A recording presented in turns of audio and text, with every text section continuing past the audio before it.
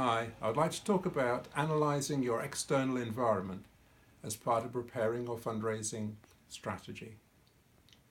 So, one of the best things to do is simply to talk to people within your industry, to get to know them, to chat to the other fundraisers, to find out what they're doing and to share information.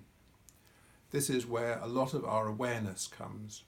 It also comes from looking at the local press, any magazines on fundraising, any articles about fundraising or events that are happening, looking and thinking about what other organisations are doing out there. This will tell you some of the trends, and it'll tell you some of the information that you will need in putting your strategy together, certainly in thinking about benchmarking with other organisations.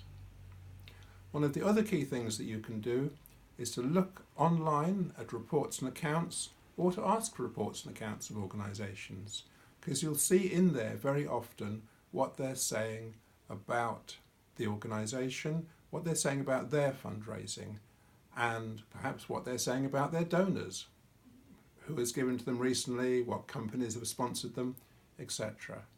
This will give you a good awareness of some of the key things that you might need to know as you put together your own strategy. Something else that you can do is simply to donate to, say, half a dozen other organisations. Give a little bit of your money on a regular basis and see what they do. What do they send to you? How do they deal with this? This is one way in which you'll really learn about what their fundraising is, and that can be a real key part of getting your benchmarking correct, so do you know what happens.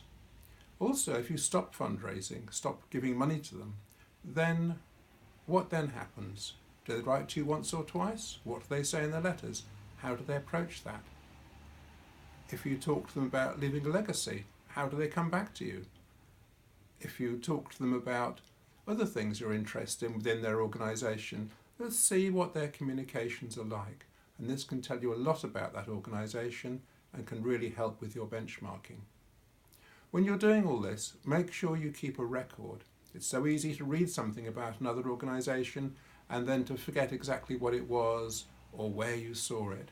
So if you cut out magazines, cut out newspaper articles, keep them somewhere, keep them all together, and then you can build up your benchmarking areas and your benchmarking organisations. Perhaps keep this as half a dozen different organisations to benchmark against. Look at the literature produced online by organisations in different parts of the world. Usually the US and the UK is slightly ahead of Europe, and the trends that happen there are likely to be other trends that are going to carry on across the world. But also, instead of just looking at other organisations and what they're doing, think about the politics, how that's going to affect, for example, taxation, the law on fundraising, and this is all beginning to change steadily, certainly in the UK where I live and work. And think about the economics of the country that you're in and what the trends are. What is going to happen?